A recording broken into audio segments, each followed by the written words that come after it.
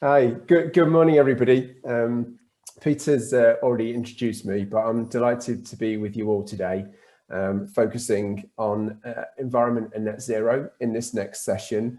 I will welcome our sort of four speakers very shortly, but just a few little bits of housekeeping and scene setting from myself. So in terms of what Peter said at the beginning, please continue to leave videos off and remain on mute.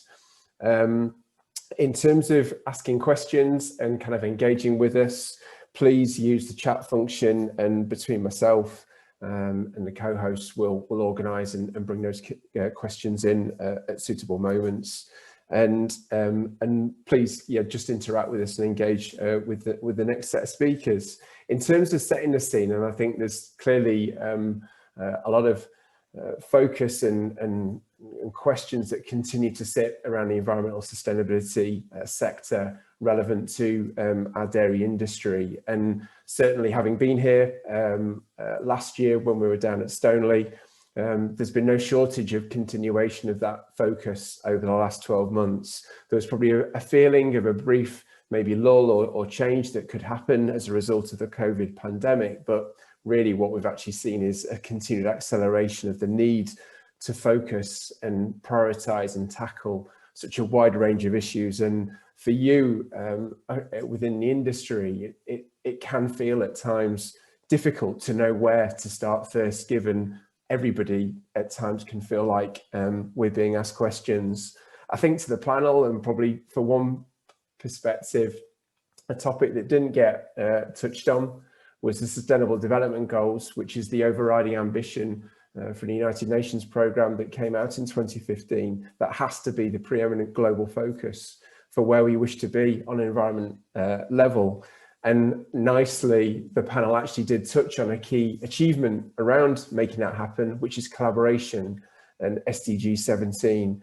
And it's not just for the whole plethora of issues that the panel just previously summarised, but actually of tackling this whole set of net zero objectives that we desire by 2050, or different targets that different businesses and supply chains within the industry have set.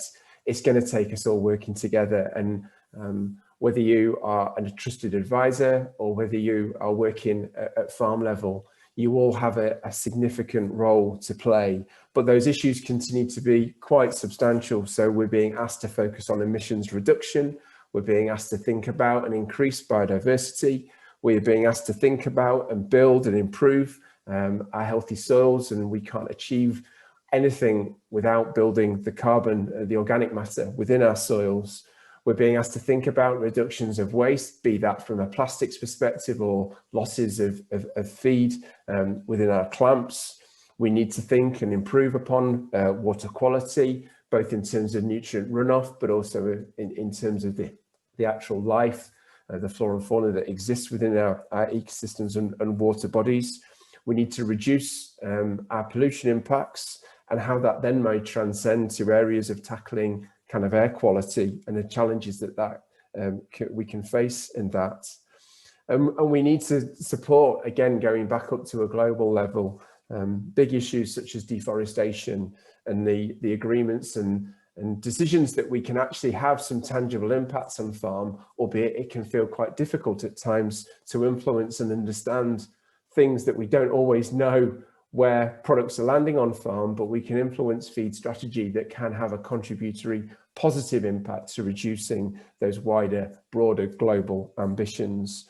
But it's fundamentally important for me, and something I'll try to bring through as chairing this next session, is that you are all really part of the solution, and we can always make and can make a significant contribution, and you are already, and you should be celebrating the positivity of what you are doing already. And there's been tangible, visible strides over the last 12 months from a farm level for what I see within my role, but also with other businesses within and sectors within the supply chain. There's plenty of examples that we could run off of collaboration, of focus and improvement against some of these issues. It's just that we also have to recognise we're not going to tackle this overnight, and we need to work together to make that happen, and that you can all make a difference.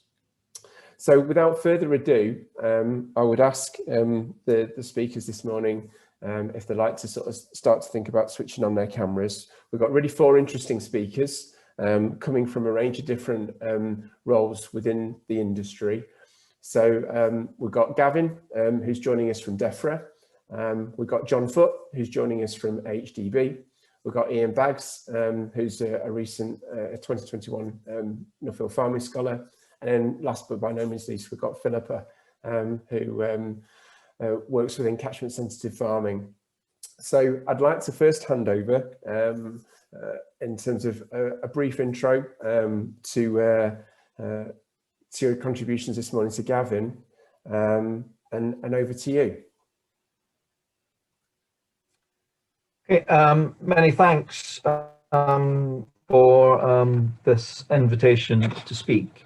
I think there was some slides I was going to present. I don't know if that's feasible. I can just talk to them more generally if that's not the case. I understand you'll be given control of your slides, Gavin. I'll 2 ticks.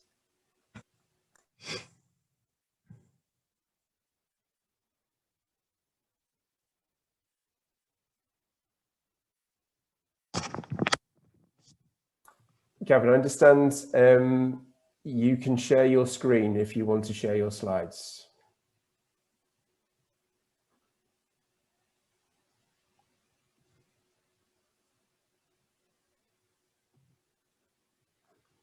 But if it's easy, if you just want to talk through them as you introduced at the beginning, that's absolutely fine too. Okay, there seems to be a problem with the slides, so not to worry about that.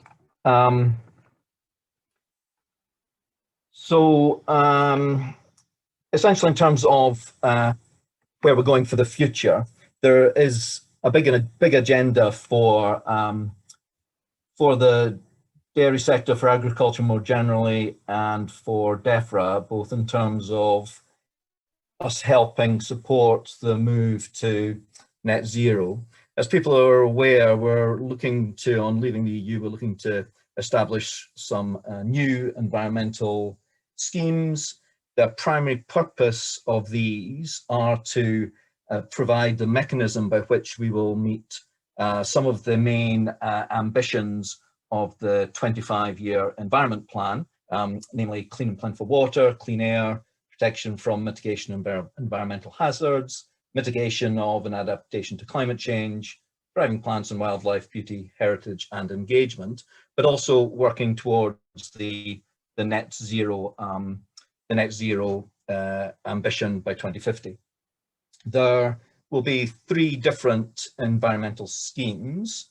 The first, the Sustainable Farming Incentive, will be starting the first phase of piloting that in a few weeks' time, asking for expressions of interest for those who are interested. The first phase will only be involving about 1,000 participants. We're looking for a good cross-section across geography and farm types within England, with subsequent phases expanding that both in terms of numbers and eligibility. And subsequently, we'll be looking to also be looking into the piloting landscape recovery and local nature recovery. Also from next year, we're beginning to roll out a limited early version of the Sustainable Farming Incentive. Again, at that point, that is geared very much to BPS recipients in the first instance. All of those schemes will have, as I say, areas where we can work with farmers or enable farmers through securing agreements for public money for public goods to assist them to achieve a net zero agenda while getting paid money for doing the things that are required to be done. There's various areas will be covered from the environmental schemes, including, afforestation, carbon capture in peat bogs, salt marshes, and by other means. And we'll be looking to enable farmers to enter into agreements that will do that and get a return for that money. Now, in piloting it, obviously one of the things we'll be looking to pilot will be what the financial offer is for what we're offering in terms of the new environmental schemes. And it almost goes without saying, but I will reiterate it, that for us to achieve our ambitions in terms of reversing the reduction in terms of biodiversity loss across England and other environmental damage, and also to help achieve net zero by 2050, it is critical that a large proportion of the English countryside enters into long-term quality agreements in terms of providing environmental benefits. And so for that to happen, the financial offer, however it's calculated, whatever the offer is, it needs to be attractive and it needs to give reasonable return for agreement holders, because without getting a good proportion of the land under such agreements, we're not going to achieve our overall goals. So part of the process of piloting the different aspects over the next 3 years, we'll be looking to ensure that that is achieved over time. In terms of, there are other schemes as well that will be available to help with the transition point in terms of some productivity schemes and other measures in that area that will help towards that. And they're also encouraging things in terms of the industry itself, where it's doing things that can meet this end. So for instance, I was lucky enough 18 months or so ago to see a presentation from a young farmer farming Braids Farm, where they had taken their own initiative in terms of adding a particular measure to the feed that was leading to a 30% reduction in methane, but was also improving the quality of the milk for the particular market they were working towards, the barista coffee houses, the market for that, as well as introducing productivity. So there are interesting things out there in the sector that the industry itself can be doing. But as I say, the main offer from DEFRA over the coming years will be through the new environmental schemes and offering a sufficient return to enable farmers to be able to take those up. So apologies that the slides didn't seem to work, but that's me. Okay, thanks, Gavin. I think if we can, there's clearly a lot of detail that, I mean, collectively, the industry and producers particularly will be probably wanting to delve into. So if we can pick up on a little bit of that, Gavin, through Q&A, that would be good. And also the fact, I'm sure we've got representatives of the industry covering Scotland, Wales and Northern Ireland too within the webinar today. So clearly there might be areas that don't quite straddle into your area, but if we can best handle that, it is quite important, because to some degree, environmental doesn't follow lines on a map. It's about the area that which you farm and operate, and it's quite important that we understand how some of these synergies are going to align going forwards. But we'll come to that, Gavin, if that's okay. But thank you for that opening contribution. John, may I ask you from HDB to switch your camera on? Thank you, Tom. So over to you, John.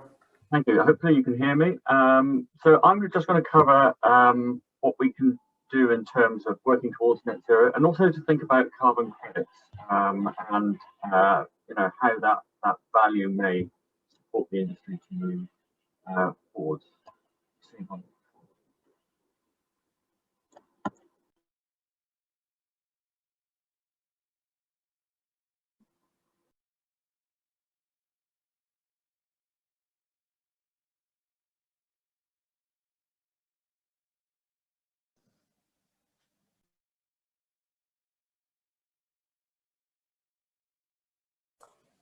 John, can you just turn your camera? We can't hear you. So. Can you hear me now? Yeah. Okay. So sorry about that. So HDB is looking to support farmers across all of the sectors we provide advice and guidance to, and to help reduce the impact of air, water, and soil from agriculture. But we really want to make sure that sustainability is at the heart of everything that we do. And we also want to make sure that, you know, carbon isn't just a proxy for overall environmental performance as well. So, you know, we do need to look at the full range of impacts and benefits, and that is absolutely key for, you know, the livestock sectors in particular, where if you start to compare, you know, carbon for milk versus a non-milk alternative, you're going to lose the sort of argument about sustainability. But if you start to look at the wider environmental impacts, and so you're looking at, you know, almond milk that's been sourced from California, where they're spraying, you know, large-scale pesticide, and there is, you know, generally a shortage of water, then on that sort of measure, things start to look better. We really want to sort of drive influence and have that information to support the carbon footprint for the sector.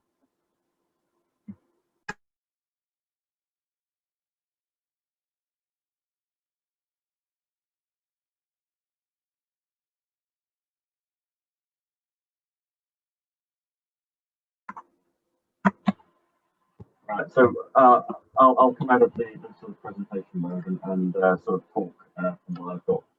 So we're looking to sort of support farmers through a series of key measures that will help drive carbon and performance on farm, and provide, you know, a range of tools along with carbon audits to support farmers, along with you know, a robust evidence base to really support the industry to understand where the new innovations are coming in and how that innovation can, you know, drive profit, understand cost, and whether or not it will work in all circumstances. Now, we've done quite a bit of work with Tom and his team at Promar to, you know, map out where we think the opportunities lie within the dairy industry, and those broadly sit in sort of three main focus areas around resource use efficiency, productivity and efficiency gains, and sort of carbon sequestration.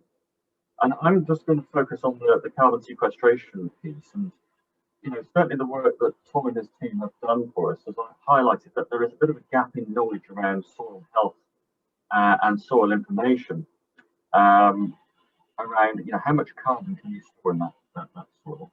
What practices are likely to increase carbon soil? How long and enduring is that sort of carbon within that soil system? We know that, you know, agroforestry and other land use changes practices will increase carbon sequestration. So, you know, planting trees, managing hedgerows, managing areas for biodiversity.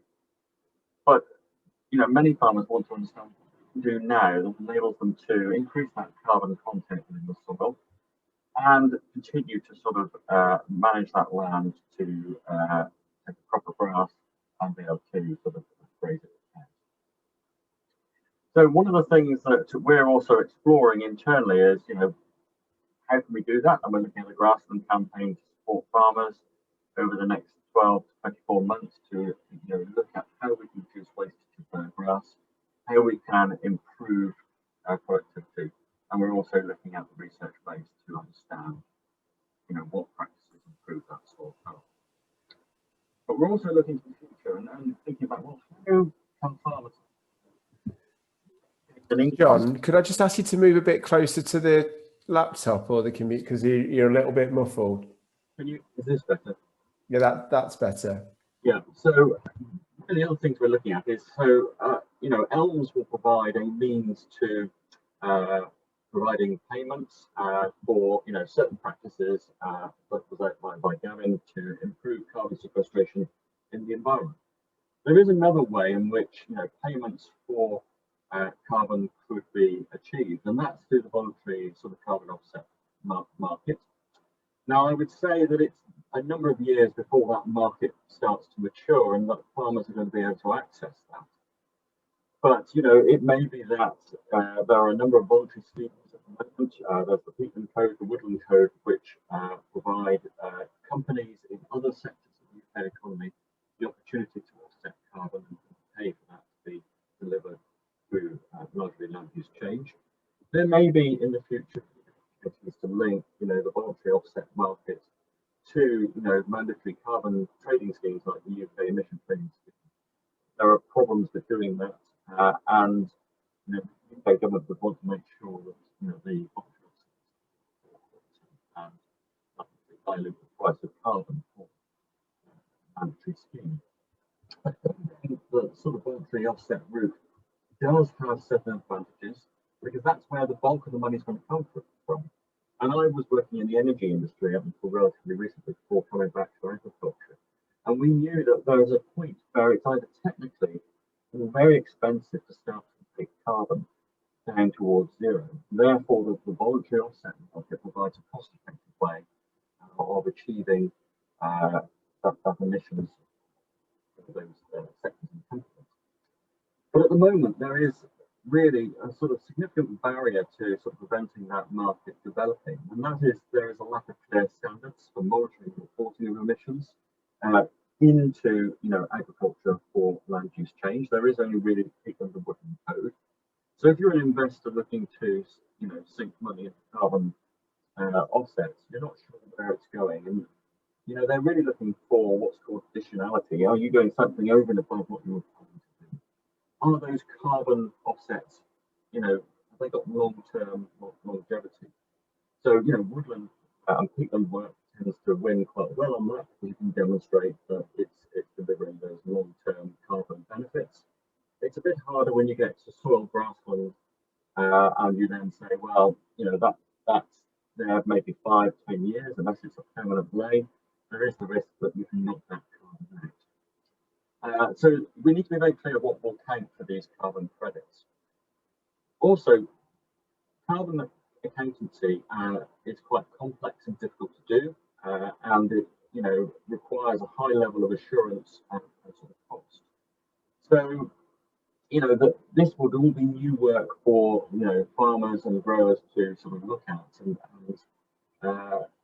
there's likely to be middlemen who will be supporting and looking at how you can aggregate projects together. We've got to make sure that there's a fair amount of benefit through to the agricultural sector to pay for those offsets to enable those alternative income streams to be developing in the dairy sector to sort of go alongside the actual dairy enterprise. There are also potentially, other ways of looking at how the payments are made. So there'll be a lot of talk about ecosystem services where you get paid for providing clean air, clean water, habitat for wildlife. And the questions are, well, do you piggyback? So you use carbon as the main price indicator because it's easy to do. There's a strong market pickup, whereas the other markets are relatively immature. Piggyback off that. Problem is everything else free rides, in fact. Or do you look at stacking your benefits and therefore you split out the costs for climate change, flood mitigation, habitat, etc., and provide payments, and that's where support with that. John, I'm sorry to interrupt you. The sound quality still isn't improving. Can I make a bit of a request? Can we just pause there on your slides? I'll move on to the next speaker with Ian. If you could get some headphones or something, I think there'll be time, and then we'll come back to your section just before we go into the Q&A, John. Is that all right? Yeah, okay. Ian, apologies for the brief interruption. Can I, everybody, can I hand over to you, Ian? Hopefully you've got some earphones, and we can pick up with you next. And if you can turn your camera on as well, that would be great. Hello, can you hear me? Yeah, can you hear me there? Yeah, you're nice and clear there, Ian. That's grand. Superb. And I'll just start the video so you can see me for what it's worth. Yeah, we want to see your beautiful face. That's great. Over to you, Ian. Right, okay. So I'll just request control of the slides. Oh yeah, it looks like I've already got it. Okay. So hopefully this is going to work. And my name's Ian Baggs, and what I've decided to talk about is environmental focus, helping farmers achieve net zero, a farmer's view, ordinary dairy farmer on the south coast. And I'm a 2021 Nuffield Scholar, which means I'm at the start of the journey. I don't have the answers, and forgive me for that. Also, what I'll talk about is probably somewhat rudimentary in comparison to the far better qualified and more knowledgeable panel that accompany me. So forgive me for that, but I hope it's of some interest. Right, so I'll just try to move the slides.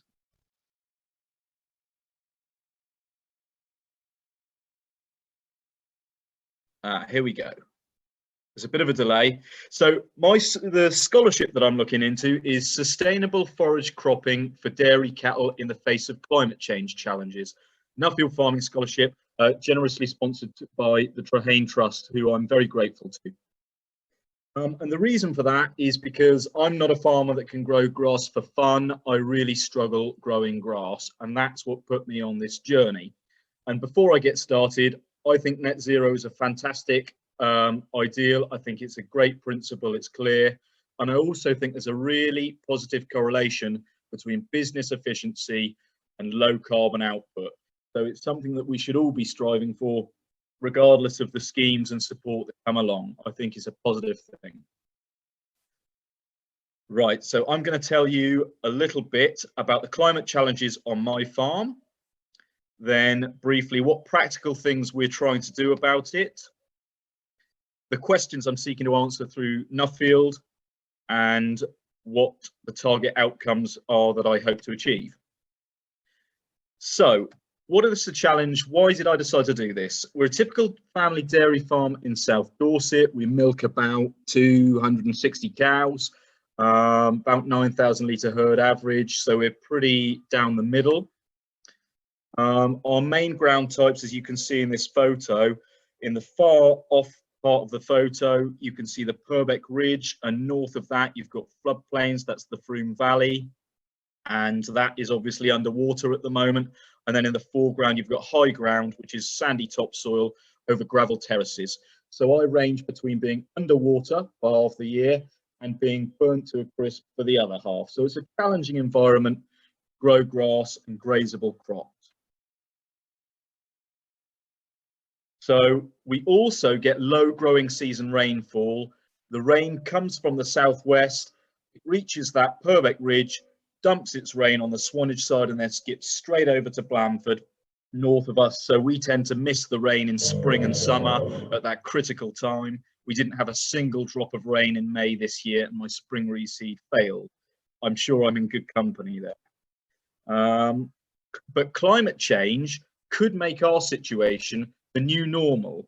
So what we're experiencing now, as climate trends exacerbate, become more extreme, maybe other farmers will start to experience this. So hopefully what I say will be of some relevance.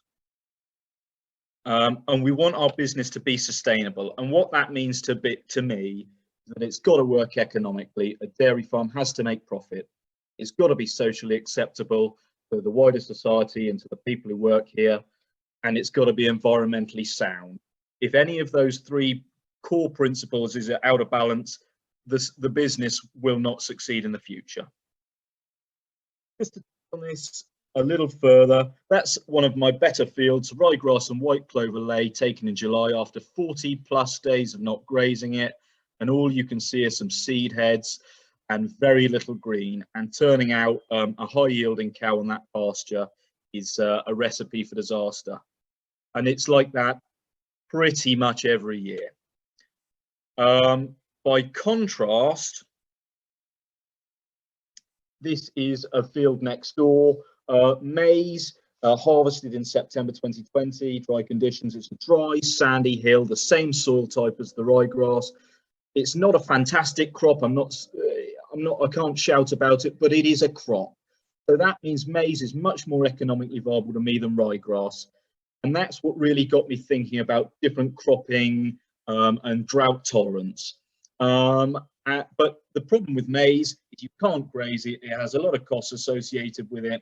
And it's also, from a sustainability perspective, very challenging because of soil erosion, nitrogen leaching in winter, and sort of the diesel consumption associated with harvesting it as opposed to grazable crop. But maize is king and it needs to be a part of my business. So What are we doing on farm to be more sustainable in the face of these challenges? There's no rocket science here, no silver bullets, but very briefly, we're putting in better infrastructure for shoulder season grazing when there is moisture. So that's tracks, troughs and fences. We're looking to breed for feed and grazing efficiency. So a reduced stature cow, lower maintenance and a good feed to milk conversion ratio so we can make the most of our food. We are in countryside stewardship for our floodplains and our land that is more marginal, and that is very helpful.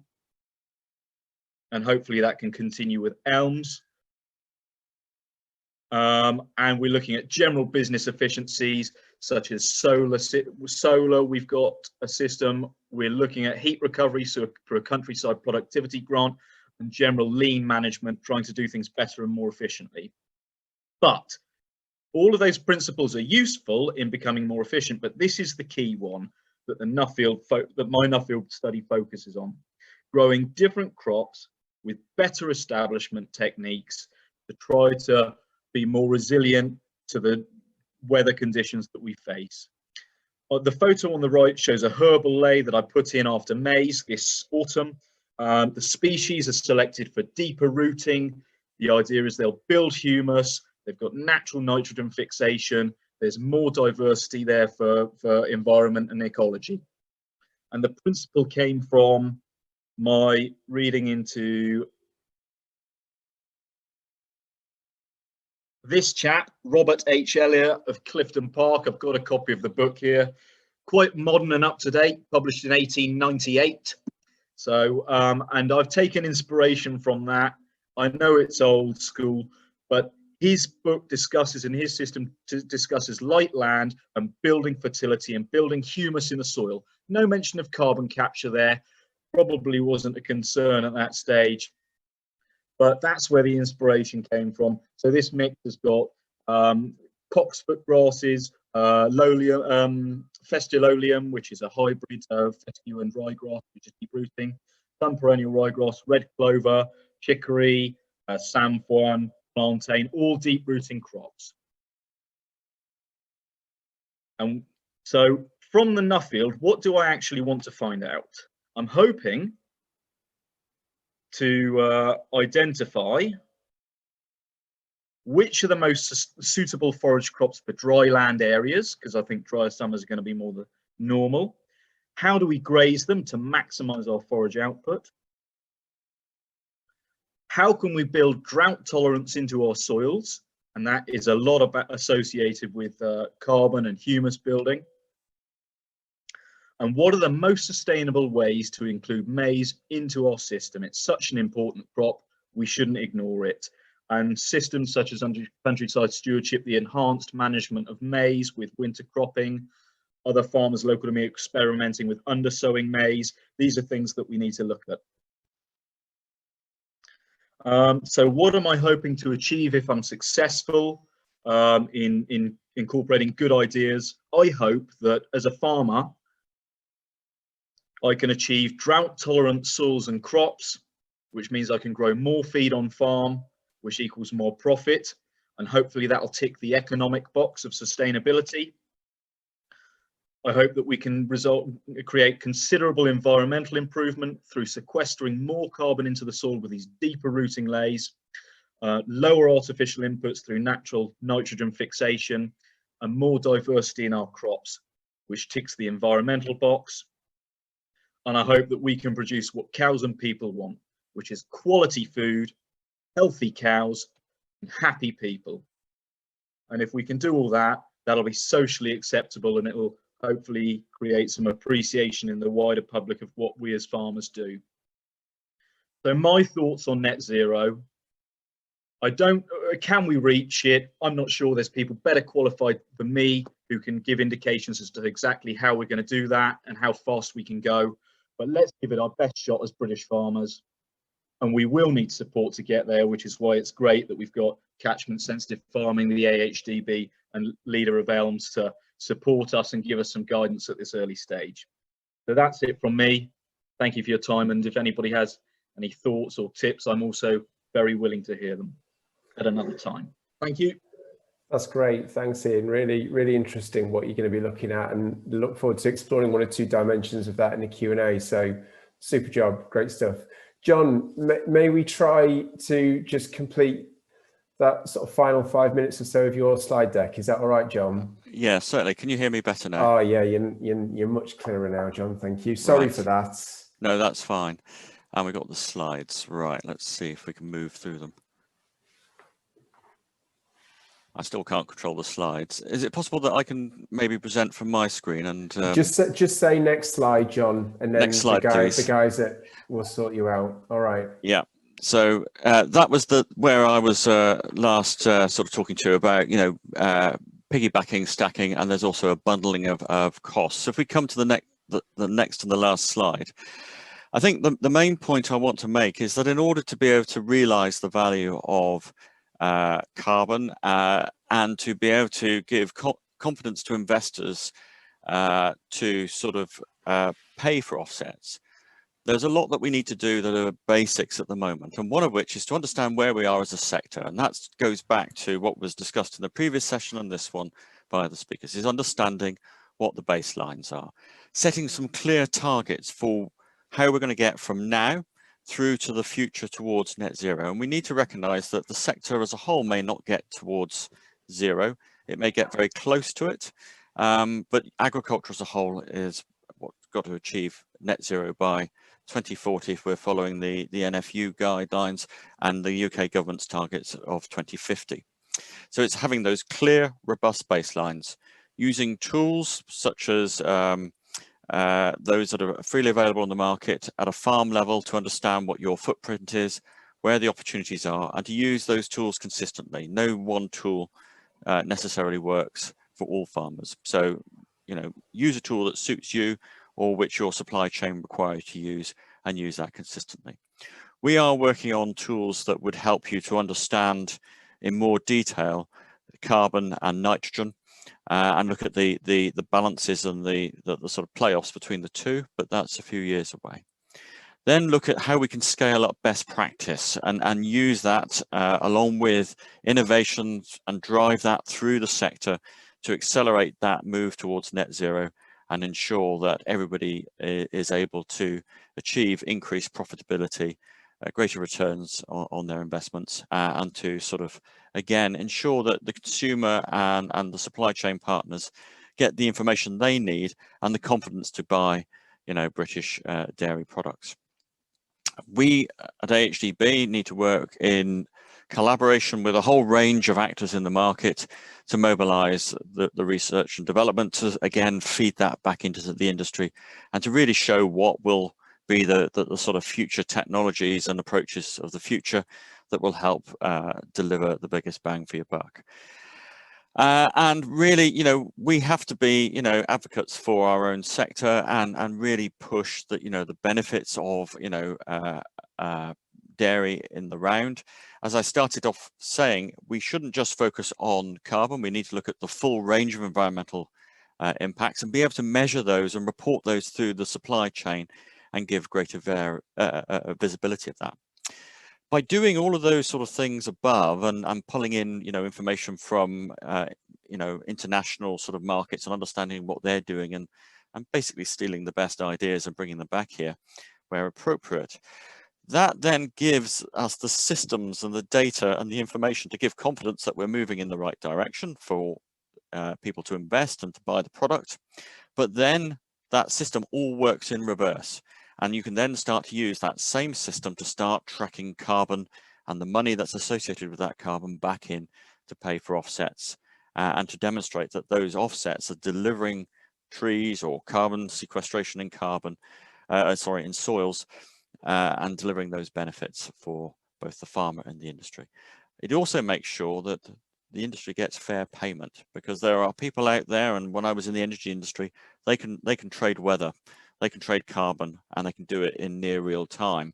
So there is a lot of sophistication out there around the carbon market, and there's a lot of catch up that needs to be played within agriculture to be able to, maximize that value. We shouldn't forget that, we've got devolution, and therefore we should allow flexibility around, how we go about delivering this across GB to make sure that it meets market requirements and devolution. And I would say we've already got an excellent vehicle that's got a good track record for delivering on this, which is the Dairy Roadmap. So let's keep building on that. It's got a lot of historical data and information, and we can point back to the success that the industry has already driven and build on that and provide, you know, that vision of where we are now to how we get to net zero in the future. So that's it for me. Thank you very much.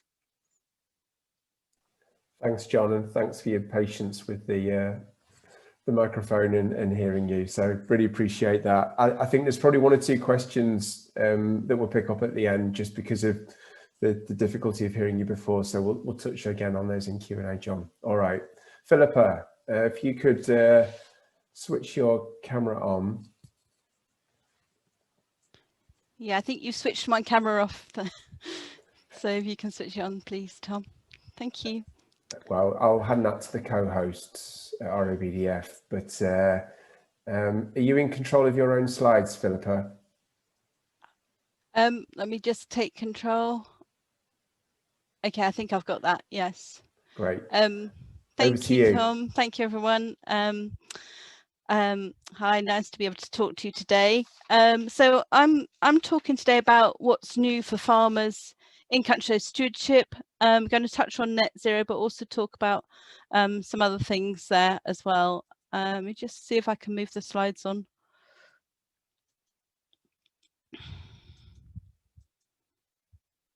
Don't seem to be able to move the slides on.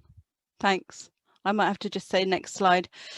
Okay, so net zero is really important target for all of us. And we've heard how dairy farmers are already being challenged by climate change. It's really affecting dairy farmers with the extreme weather conditions, flooding and drought.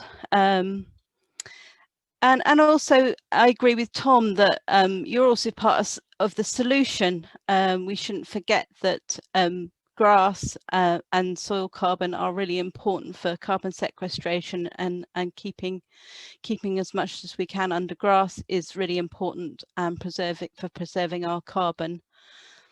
But greenhouse gases aren't the only emissions to air. We've also got some more pressing targets for other air quality emissions, including ammonia. So the graph here is showing where we need to get to for ammonia, which is really important for air quality, for our health and the environment. And we've got a testing target to reduce ammonia emissions by 16% by 2030. It looks like we've missed our 2020 target, and at the moment we need to do more to try and reduce ammonia emissions. The good news is that quite a lot of what we will be doing to reduce ammonia emissions will also be helping with greenhouse gas emissions and water quality as well. So a lot of it is about efficiency in nutrient use, feed conversion efficiency, looking at crude protein levels in feed, and also looking at what we can do in terms of grazing, extending grazing seasons, and manure and slurry storage and application. And it's important to remember that for ammonia and also nitrous oxide, they've both got nitrogen loss. Those emissions are nitrogen that's lost to the air, and we all know how much nitrogen costs. Next slide, please. Okay, so we heard from Victoria Prentice this morning about the clean air strategy. So there's some really ambitious things in this, not just for agriculture, but for industry and transport as well, to try and address the issues with air quality. We got some useful guidance in COGAP on how to reduce ammonia emissions from farming. And the clean air strategy is basically laid out what actions agriculture will need to be take to reduce ammonia emissions, phased in over the next 6 or 7 years. So we've already had the urea consultation, see what the outcome for that is. Sorry, go back. And now DEFRA are looking at the rules. It might be regulation, it might be advice and guidance, or it may be incentives to get us to take these actions. So looking at incorporating solid manures, low emission spreading, covering slurry and digestate stores, design standards for livestock housing, and as mentioned before, environmental permitting for dairy and intensive beef. So really significant changes that the industry needs to get prepared for. Next slide, please. So what's the problem with ammonia?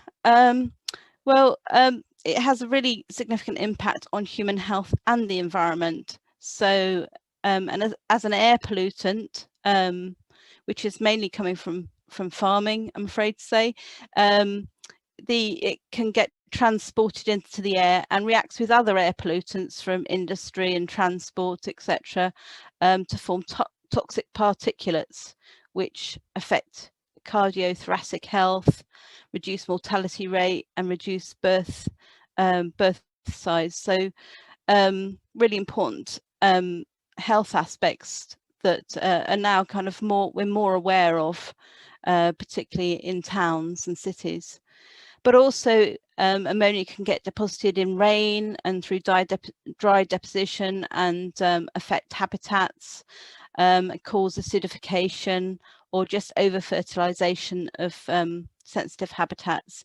And there are some species that are particularly susceptible to ammonia toxicity, including lichens and mosses. So you can see a picture there of some sphagnum moss in Northern Ireland, which has been damaged by ammonia, and the lichens have been bleached there.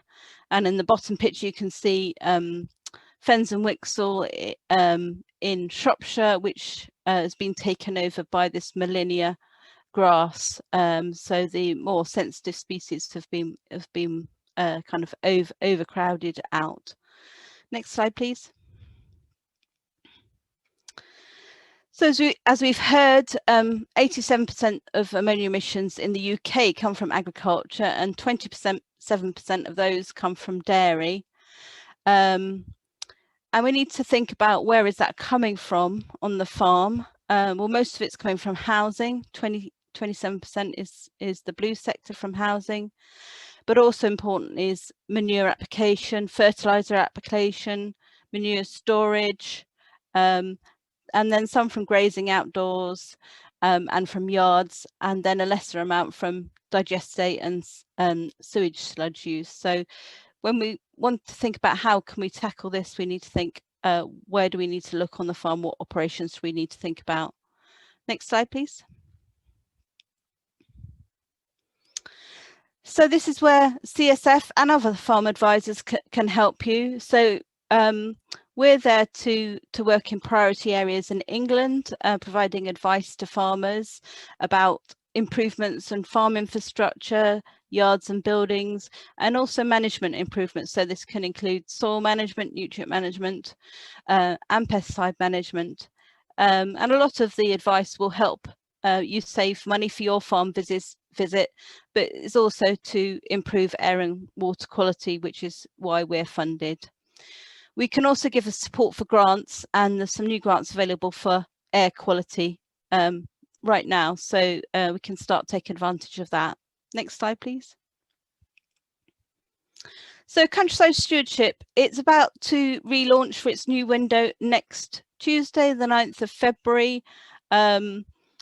Just a word of warning that the manuals haven't actually been published yet, so check your manuals, but this is what we're expecting to be in there. So we're going to have air quality as an objective for the first time in Countryside Stewardship.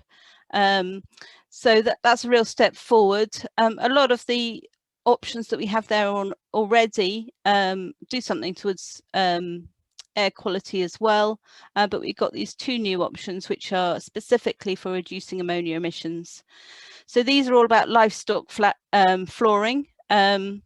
So when you get urine and feces mixing on the floor of in this case a cubicle, shed, you basically get the urease enzyme in the feces, breaking down the urea in the urine and releasing ammonia.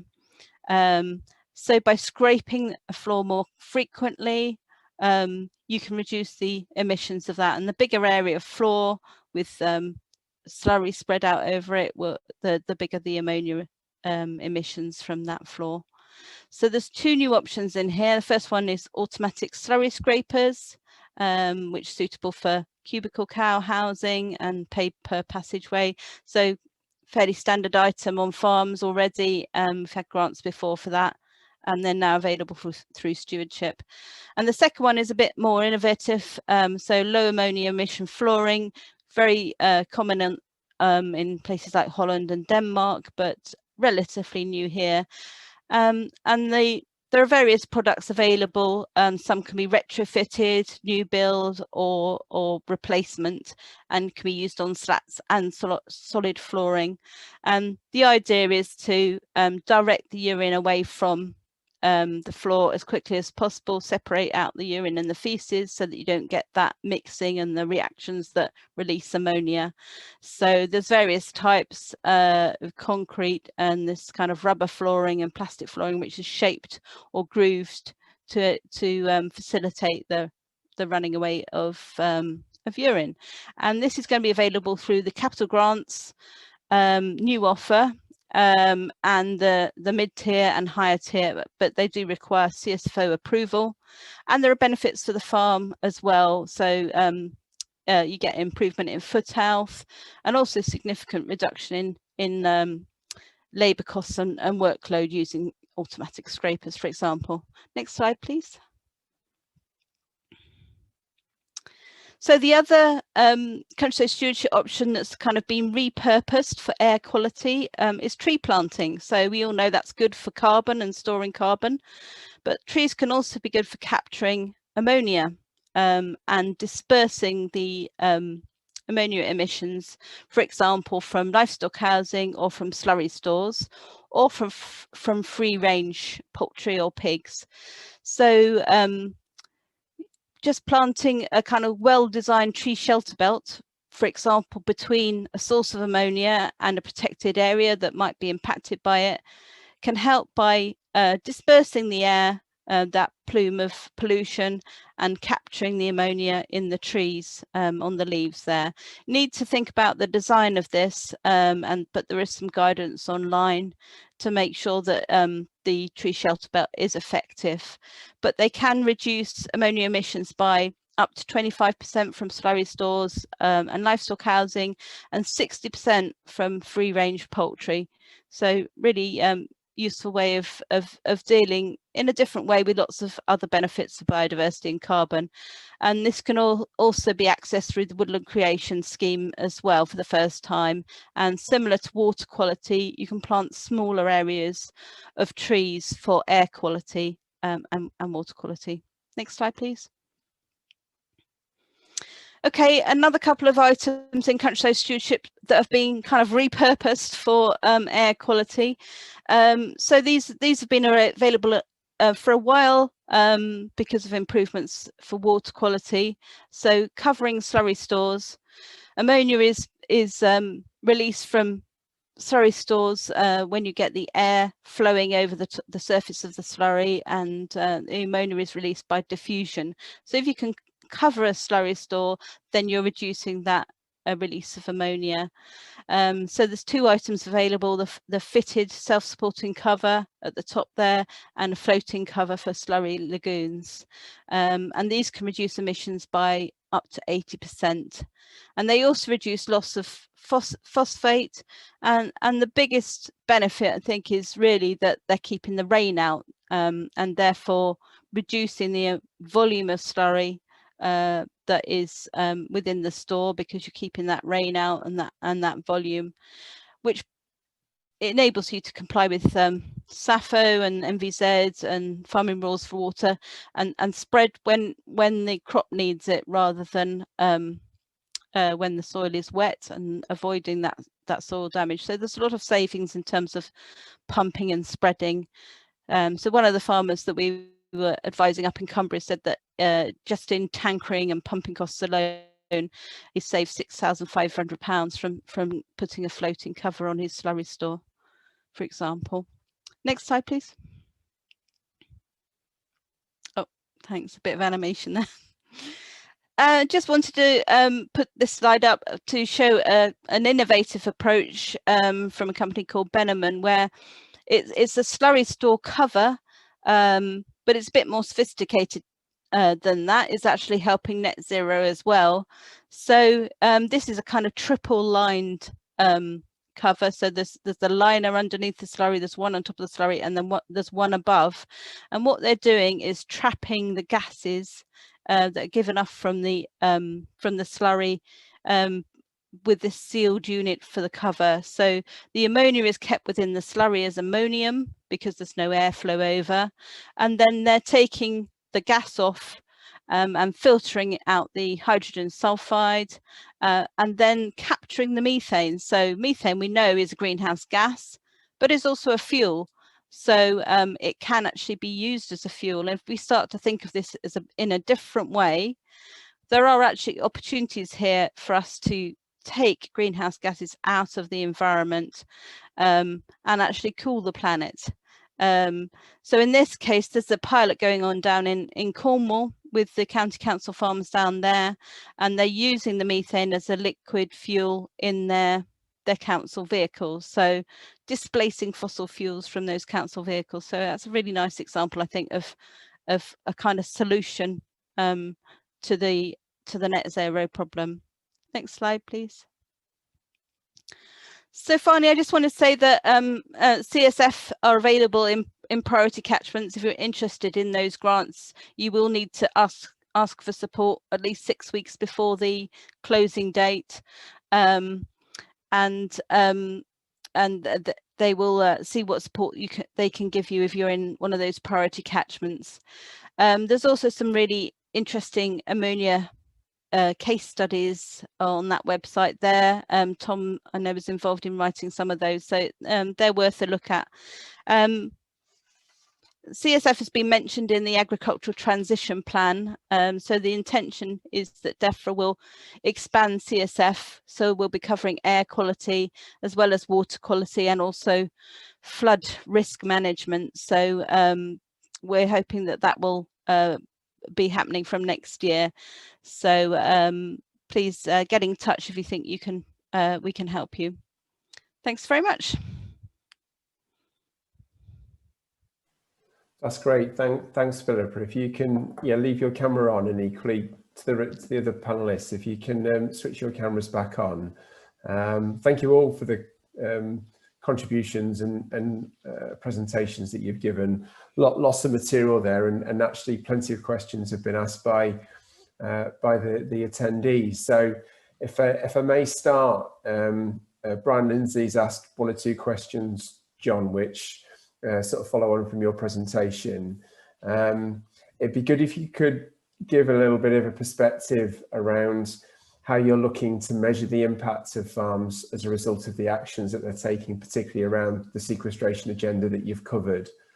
Also, taking a step back, and other conversations I know you've been part of about the range of different methodologies and metrics that are used to try and achieve that there. I think it's probably understood upon this webinar that there's not necessarily a consistency in that methodology. So, and also the incorporation of that methodology into the tools isn't consistently there either. So just starting with those 2 points, John, and then obviously other panelists, please contribute in. Where and what do you see, and how can you respond to Brian's questions? Thank you. And they're really good questions. So in terms of the sort of measurement methodologies, I think there's a piece of work to be done collectively to sort of work with the manufacturer of tools and to sort of make sure that they're applying some of the emission factors and data in a consistent way.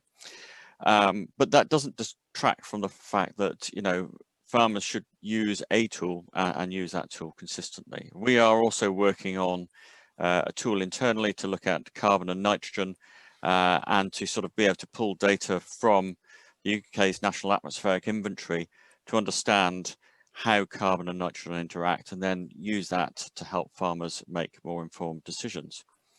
But we also need to recognise that there needs to be several levels of entry point for farmers to engage with. So, level one would be, if you've got limited time, limited resource, or even limited data to hand, just to use some proxies for carbon that enable you to focus on a day-to-day basis for your farm. So it may be, time to first milk, it may be looking at TMR and, the utilization of that. And those sort of issues or metrics will also improve financial viability on the farm as well. Then I think it's work your way up to using those carbon tools, and then up to sort of EnviroBench, which is the project that we're working internally to sort of enable that comparison and benchmark your performance with against your peers to understand where you are in that sort of overall efficiency continuum. And then there's a piece of work that we're doing with the RAP Coulthard 2025 group, looking at, so how can we ensure that we collect data through the supply chain in a consistent way, but more importantly, to make sure that farmers aren't being asked for the same data to be cut 6 different ways, depending on that's the supplier they're sort of feeding into. And I see the vehicle for doing that within the milk and dairy sector to be that dairy roadmap, and have that consistent messaging, that consistent set of data that we ask farmers to do once, and then provide that transparent information, which each party in that supply chain can take off relevant to their farmers. And the data, when it goes up to a national level, is anonymized, but we can at least see how we're improving and moving towards net zero. Thanks, John. Just following on and sort of segueing a little between yourself and within, I think, in this particular area of discussion and question. Tim Downs has asked a question about the achievability of net zero between grazed and house systems, and what your perspectives on that are. But then also, does that then mean with potential changes in methodology and the biogenic element of methane, and obviously there isn't signed off changes around GWP star or anything like that yet, and the reviews of that through the methodological reporting, but does that mean that methane not necessarily becomes less important, it becomes more contextualized in the context of what different systems are achieving? As I say, Ian, if you've got any contributions there as well after John's given a view, that would be really good to hear. Yeah, so I think in terms of, well, let's look at the GWP star argument. At the moment, GWP star is not the sort of UK government's reporting position. They've got a report on the GWP 100, which averages that ammonia over a 100-year sort of assumed lifespan.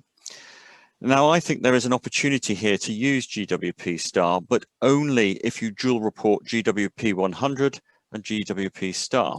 And that sort of precedent exists within, the reporting of electricity and scope 2 emissions, where you report on your location or grid average and what you've contracted for. I think at the end of the day, we've got to have a consistent set of numbers, and, the arguments between GWP star and GWP 100 will probably largely be lost by the consumer. It's not something they will understand. And so I think what we've got to do is come up with a simple way of reporting this information to the consumer, talking about carbon, pollution impacts, biodiversity, water use in the round, using almost a traffic light system so that the consumer can make informed choices. So yes, we can measure it. We can use that information to sort of report to key stakeholders what we're doing, but they may not fully understand the subtleties of it. That's great. Thanks, John. I mean, from your perspective, Ian, with your Nuffield and at farm level, what's your thoughts around certainly the systems piece as much as anything else? As in, when you say systems piece, presumably a grazing system versus a fully zero grazing.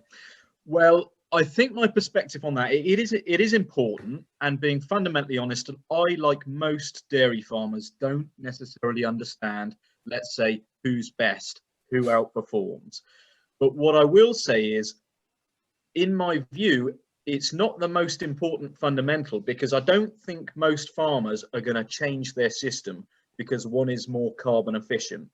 They may change if a system is more economically viable. AHDB's been doing a lot of work supporting people transitioning, for example, to block calving. But your system you choose due to the farm fundamentals, the infrastructure, how big the grazing platform is. What's more important is to demonstrate how much more efficient each system can be and the spread, because as an industry, we don't want to pitch one system against another. Grazed grass is better than housed grass. Grazed milk from a grazing cow is better than a house cow. I personally, a composite system, I love to see cows out to grass in the summer and spring. It's where I feel they should be, but that's a personal choice. That doesn't mean it's wrong not to do that. For another farm, they may have no choice, or other drivers. So the important thing is, whatever system you run, let's as an industry help each farmer be the most efficient they can. The other point I wanted to add was that what Jonathan mentioned previously about techniques and mechanisms to measure carbon, I think is really important, looking at what our feed conversion ratio is, how much food we use, what our TMR mix looks like, etc. But the other key thing that I think we need to shout about as farmers is we are the only industry that I can think of that has real potential at an industrial scale to be a sink as well as a source. We can be the solution as well as the problem. So let's be that solution, and it's massively important to share that with the public and do as best we can to drag in as much carbon. The key is, and this is a big question for Elms and other people, how do we demonstrate? For example, is it about soil organic matter? Is it about making improvements there? I don't have the answers, but I think that's probably enough from me. More questions than answers. No, just to build on while we've got you, Ian, if I can ask one or two specifics, is your talk really has flagged some interesting practical questions, which I think are really valuable. So Jim Dickinson has asked about, will the herbal lays that you've seeded, will they be grazed by cows in milk? And also, do you use them for silage? So first thing is that I'm new to herbal lays. This is a new journey for me, so I'll be honest on that front. Secondly, yes, I can see no problem. Plenty of people do use their herbal lays for silaging, particularly with the legumes, lots of more protein in there. And I have quite a protein weak diet with such a heavy reliance on maize, so that's an important part. And I think in terms of grazing, yes, really keen to graze them. There's some important information and education I've got to go through, and I've been watching AHDB webinars about that, and credit to them, really useful. So there's a plug there, go and watch them on YouTube. And basically talking about it's more difficult to measure feed value with herbal lays. You can't just use a plate meter because you might have a chicory plant that's 5 foot tall and plantain that isn't, or whatever. But the feed value, I'm confident, will be there, and apparently they hold their profile. They don't deteriorate and go to seed head as quickly as ryegrass. So for a dry land farmer, there's a real practical opportunity there to have food for longer through the season, generate more homegrown protein. And whatever I do, it's probably better than my ryegrass lays, which this year my second cut on one field was 1 bale to the acre. So the only way is up. Grand. And then just going a little bit deeper, but I'll give you a bit of breathing space in a minute, Ian. Around the importance that you described around maize, which is really interesting to hear, and equally, the challenge that crop can provide depending on the land and the typology of the area of the land that you're kind of growing on. But it's really, have you looked at any alternative options around that? Be that, I don't know, lucerne as an example, and also have you looked at any options around, say, establishing red clover swards to sort of support that reduction around, bought-in protein? So red clover I've incorporated into the herbal lay, so that's there, and I'm really looking forward to seeing how that goes. On maize, looking at alternatives, lucerne is one that people mention. The challenge with a sandy soil is it tends to be more acidic, and lucerne is a plant that doesn't particularly tolerate acidic conditions, naturally acidic soils well. So that's the problem with that deep rooting crop. Also, a pure stand would be a monoculture as maize, so maybe diversity in cropping is a good thing for other environmental reasons. Now, on maize itself, it's such an important crop. Alternatives that we used to grow, this is before my lifetime, or certainly before my farming career started, would be fodder beet. Very open, very susceptible to weeds, needs an awful lot of care and attention and spraying. So there's real logistical challenges if you don't own your own sprayer, for example. So maize, it's a reliable crop, it's a good crop, it performs well, high energy, which is what a high yielding Holstein cow needs. So it ticks so many boxes. This is why it's so important for policymakers to understand the importance of maize to farming businesses and develop tools to help us be more sustainable. 3 that I can mention. One is that we've been doing an enhanced maize program as part of our countryside stewardship, where we have to harvest before, I believe it's the 15th of September, and establish a fast growing, for example, a Westerwald or a catch crop to really suck up that nitrogen and give us some ground cover. That's really good. Undersowing maize with grass seed has been done locally, and I believe that's successful. And thirdly, this is perhaps a little bit out there. Well, there's establishment techniques. Can we avoid ploughing? A lot of Americans don't plough, and they grow. We don't. We always plough. And the third thing is in Uganda, and this is off topic. I did a little water project there, and when I did, the people in the fields, it was all growing a lot of maize and sown by hand. They were into row sowing beans in the maize, so they were putting a legume in with their maize. I thought that was really interesting. Not seen it done before. Here we're about monocultures. Maybe there's some kind of opportunity there, but things will change, knowledge will develop, and we as farmers who grow maize have got to be all ears and eyes to it to do the best sustainable job we can.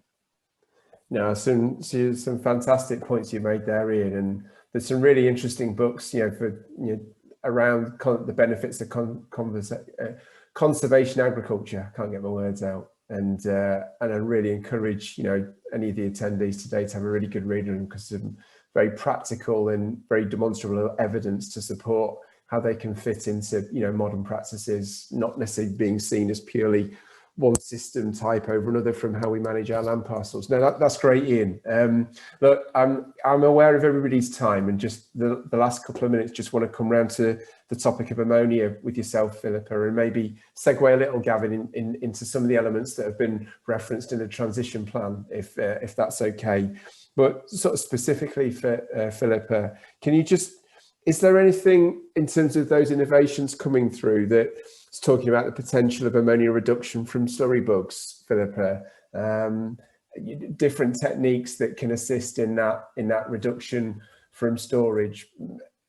Anything on that front at the moment you can add?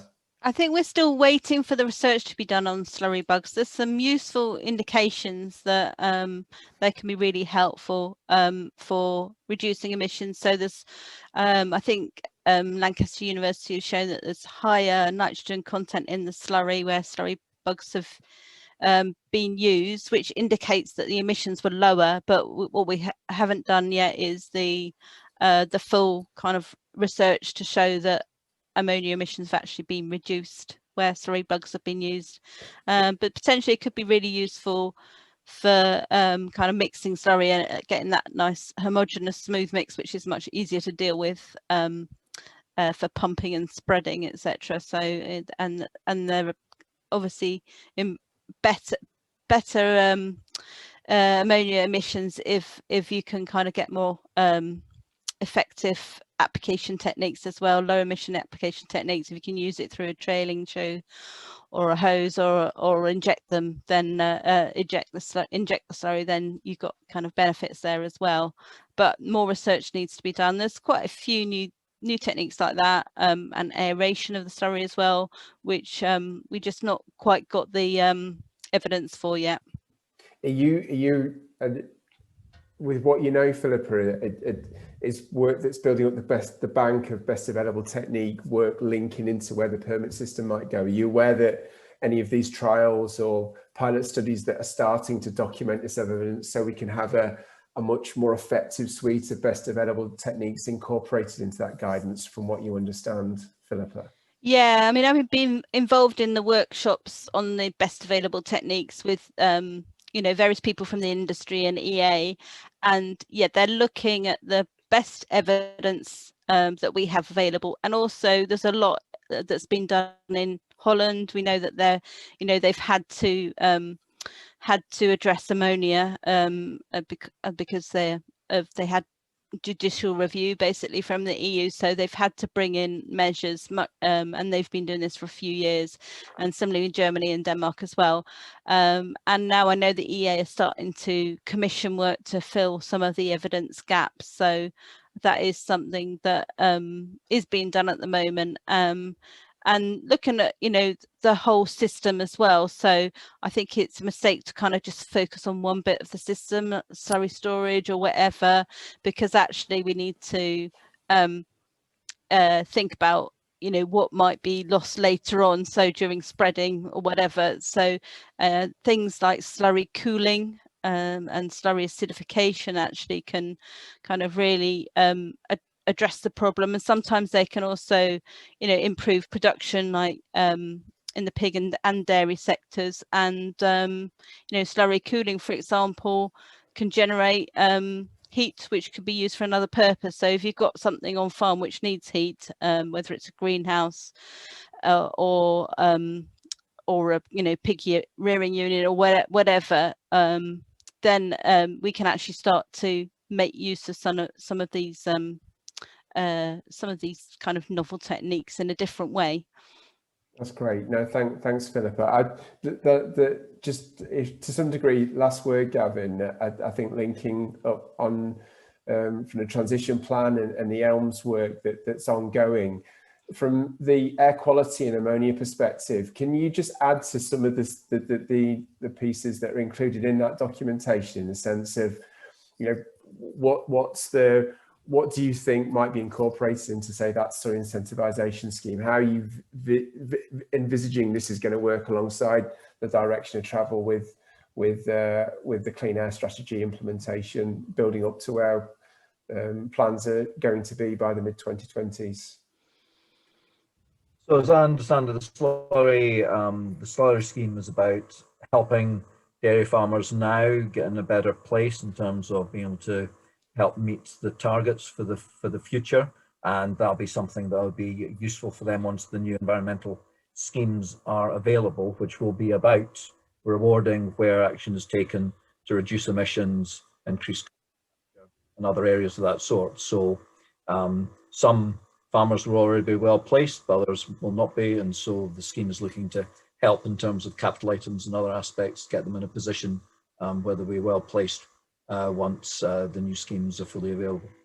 Okay, thank you, Gavin. Look, I'm really conscious that the next session is looming not too far away, so I'm going to bring this session to a close, if that's okay. Apologies to everybody. We slightly started later at 22, so I hope people haven't minded overrunning a little. Thank you to all of our speakers. Really insightful and interesting feedback and thoughts that you've all given. I'm also aware a number of you have asked plenty of questions that I've not got to, and I apologise about that. I'll find a way of working with Peter and the REBDF team and the Dairy Tech team to kind of capture and find a way of feeding back those wider FAQ points to you all. I think it's been really interesting. I think certainly lots of positivity in the sense of tackling what are quite sizable topics, which probably alone suggest a webinar on each in its own basis. But hopefully it's given you plenty of food for thought. It certainly has from my point of view. I've thoroughly enjoyed, hearing from all the speakers. Can't wait to hear where Ian gets to with his Nuffield. Really fantastic focus that you're giving around your farm and your practical work, which is always brilliant to see. And have a good rest of the day, everybody. Have a great enjoyment of the rest of the Dairy Tech programme, and we'll see you all soon. Thank you very much.